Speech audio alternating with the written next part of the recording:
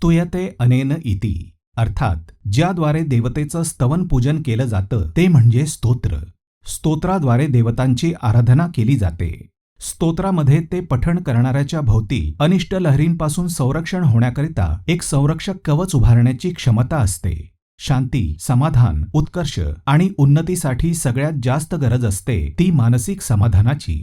याकरिता रोज नियमितपणे एकाग्र चित्ताने योग्य पद्धतीने स्तोत्र पठण केलं तर तुम्हाला निश्चितच मानसिक समाधान मिळेल आणि चांगलं आरोग्यही प्राप्त होईल. नमस्कार, आपणा सर्वांचं शुभलाभ चॅनलमध्ये स्वागत आहे. श्रोते हो, आजकालच्या धावपळीच्या जीवनात भौतिक सुख हात जोडून आपल्या समोर उभी असली तरी अनेक समस्यांनी प्रत्येक जण ग्रस्त असतो. नित्य नवीन संकट त्यात भर घालत असतात. जीवन तणावपूर्ण बनलं आहे. अशात देवपूजा, देवाची आराधना, स्तोत्र आपल्याला मनशांती नक्कीच देतात. आज मी तुम्हाला सांगणार आहे स्तोत्रांची आवर्तने का करावीत आणि त्याचसोबत मारुती स्तोत्र साधना सुयोग्य प्रकारे कशी करावी. तर कमेंट बॉक्समध्ये जय हनुमान नक्की लिहा. सर्वप्रथम या माहितीबद्दल वैद्य वर्षा लाड यांचे मनपूर्वक आभार. श्रोते हो, ज्या वास्तूमध्ये नेहमी अभद्र बोलणं, वरच्या पट्टीत किंचाळून बोलणं आणि नकारात्मक बोलणं होत असेल तर अशा वास्तूमध्ये तुम्ही प्रवेश केल्यावर तिथलं वातावरण मनावर भार निर्माण करणारं, नैराश्यपूर्ण असं वाटेल. पण त्याऐवजी जिथे गाण्यांचे सूर, स्तोत्र पठण, मंत्रोच्चार होत असतील, मनाला उल्हासित करणारं संभाषण चालू असतं, त्या वास्तूत उत्साहपूर्ण, तणावरहित आणि मनमोकळं, प्रसन्न वाटेल. ऋषीमुनी संतांनी स्तोत्र आणि मंत्रांची निर्मिती करून मनुष्यावर फार मोठे उपकार केले आहेत. कोणत्या अक्षरांची कशी मिळवणी केली म्हणजे कसे ध्वनितरंग निर्माण होतील आणि त्याचा मानवाला शारीरिक आणि मानसिक लाभ मिळेल, अंतःकरण शुद्धीसाठी कसा उपयोग होईल, हे विज्ञान लक्षात घेऊनच विशिष्ट अक्षरांची मिळवणी करून ज्या विशिष्ट ध्वनितरंगांची उन्नती केली तेच आहेत मंत्र आणि स्तोत्र.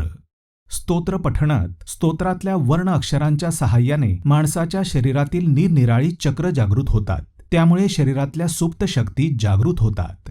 बदललेली मेंदूची रासायनिक स्थिती आपल्या मनाला अधिक सुखावह, तणावमुक्त आणि उदार बनवते. मनाचा मोठेपणा वाढवून परिस्थितीबाबत अधिक उदार दृष्टिकोन निर्माण करते. स्तोत्र योग्य पद्धतीने कसं म्हणावं? स्तोत्राची एकापेक्षा जास्त आवर्तने का करावीत? तर ठराविक काळात विशिष्ट देवतेचंच स्तोत्र विशिष्ट संख्येत म्हणायची पद्धत आहे. जसे गणेशोत्सवाच्या 10 दिवसात द्वादशनाम गणपती स्तोत्र 12 वेळा म्हटलं जातं किंवा लक्ष्मीपूजनाच्या दिवशी महालक्ष्मी अष्टकम 11 वेळा म्हणतात. अशी साधना करण्याचं कारण या पवित्र दिवसात संबंधित ईशतत्व भरपूर प्रमाणात असतं. स्तोत्र एकदा न म्हणता त्याची 9, 11, 12, 16, 21 किंवा 108 अशी आवर्तनं केली तर हे ईशतत्व आपल्याकडे खेचून घेता येतं, आकर्षित करून घेता येतं. त्याचा लाभ आपल्याला मनोवांछित कामना पूर्ण करण्यासाठी होतो. मग देवाला एकदा स्तोत्र म्हणून कळणार नाही का? सारखं सारखं का म्हणायचं? हे प्रश्न बहुतेकांच्या मनात येत असतील. पण यात जिज्ञासा कमी, कंटाळाच जास्त असतो. स्तोत्र ठराविक संख्येत म्हणण्यासाठी जास्त वेळ द्यावा लागतो. तसा वेळ काढता येत असेल तरच साधना करावी, अन्यथा करू नये. स्तोत्र म्हणताना सुरुवातीला बहुतेक वेळा वैखरी वाणीने म्हणजे तोंडातल्या तोंडात पुटपुटत म्हटलं जातं. स्तोत्राची जसजशी आवर्तने होत जातील तसतसा जप हळूहळू पुढच्या वाणीकडे सरकू लागतो. वैखरीतून मध्यमाकडे, नंतर पराकडे आणि शेवटी पश्यंती वाणीत झिरपतो. जितकी पुढची वाणी तेवढं स्तोत्र सूक्ष्म होत जातं. स्तोत्र एकदा म्हणून हे होत नाही, फक्त आवर्तनानेच शक्य होतं. जेवढं स्तोत्र सूक्ष्म तेवढ्या जास्त त्याच्या लहरी अंतर्मनात तयार होऊ लागतात. अंतर्मनातल्या लहरी आपला इच्छित संकल्प पूर्ण करत असतात. त्यामुळेच स्तोत्र एकदा म्हणून चालत नाही, तर ते वारंवार सलगतेनं म्हणणं आवश्यक ठरतं. स्तोत्राची रचना ही भाषाशास्त्राच्या दृष्टीनेही महत्त्वाची असते. यातले स्वर व्यंजनांचे उच्चार हे ओष्ठ्य, तालव्य अशा सगळ्या प्रकारचे असतात. ते जसे आहेत तसेच त्यांचे उच्चार व्हायला हवेत. यासाठी आपले उच्चार सुस्पष्ट आणि स्वच्छ हवे. आवर्तनाने ज्या लहरी निर्माण होतात त्या खंडित होऊ नयेत म्हणून साधन शुचिता पाळणं महत्त्वाचं आहे. मांसाहार न करणं, परान्न म्हणजे हॉटेलचं किंवा दुसऱ्यांच्या घरातलं अन्न न खाणं, जास्तीत जास्त सात्विक आहार घेणं, एकाच ठिकाणी साधना करणं, कमीत कमी बोलणं, इतरांची निंदा न करणं, समोरच्याला लागट न बोलणं, पैशांचे व्यवहार सचोटीने करणं, अशा काही गोष्टी सांभाळाव्या लागतील. काही जणांना साधना करायची इच्छा तर असते, पण करण्यासाठी सबळ मिळत नाही. अशावेळी ते मध्यम मार्ग निवडतात. सगळी स्तोत्रे रोज सकाळी देवपूजा झाल्यावर एकदा म्हणतात. ते ठराविक दिवशी नाही तर कायमच हा नेम पाळतात. असं केल्यानं त्यांना स्तोत्र तर पाठ होतातच, शिवाय त्यांच्या अगदी सूक्ष्म लहरी अंतर्मनात कायम निर्माण होत राहतात. त्यामुळे मानसिक समाधानही मिळतं.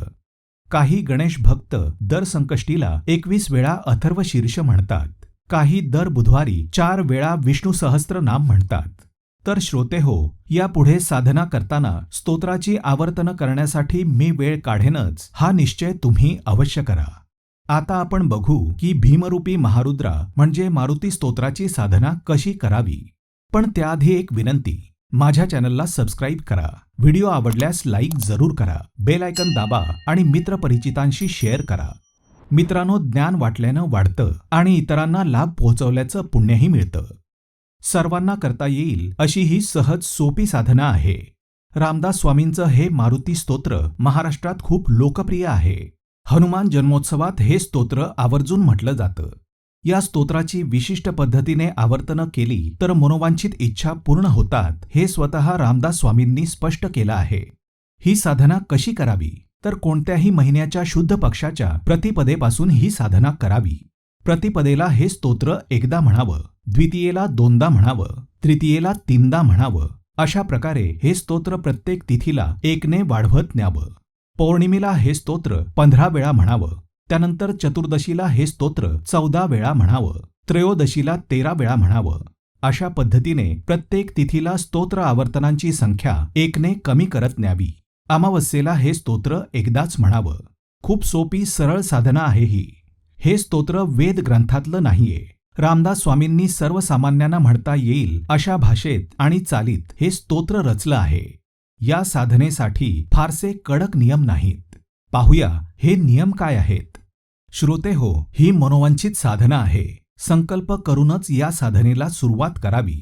कोणत्याही महिन्याच्या शुद्ध पक्षाच्या प्रतिपदेपासूनच साधना सुरू करावी. आदल्या मधल्या दिवसापासून साधना सुरू करता येणार नाही.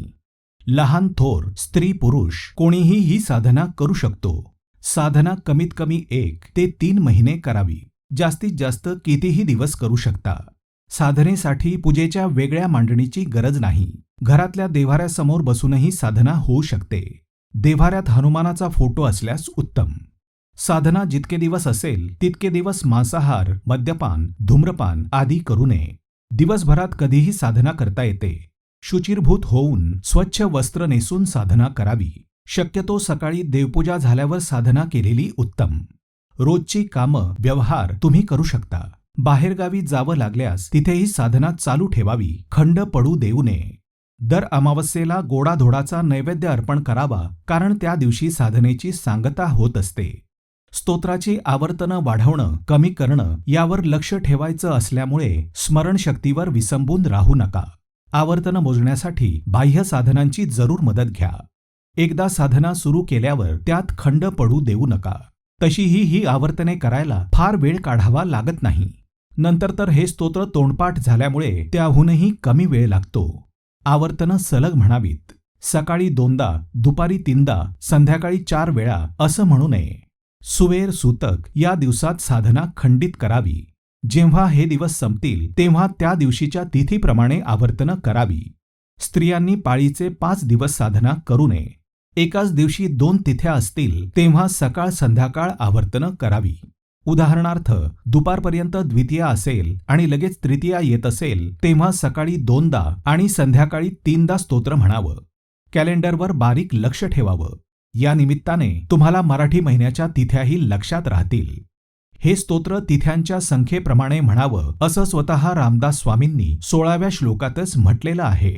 तर या पद्धतीने स्तोत्र पठण करून त्याच्या शुभफलांचा अधिकाधिक लाभ घ्या. कमेंट बॉक्समध्ये जय हनुमान लिहायला विसरू नका. आज एवढंच. पुन्हा भेटूच. व्हिडिओ आवडल्यास प्रतिक्रिया देऊन मनोबल वाढवा.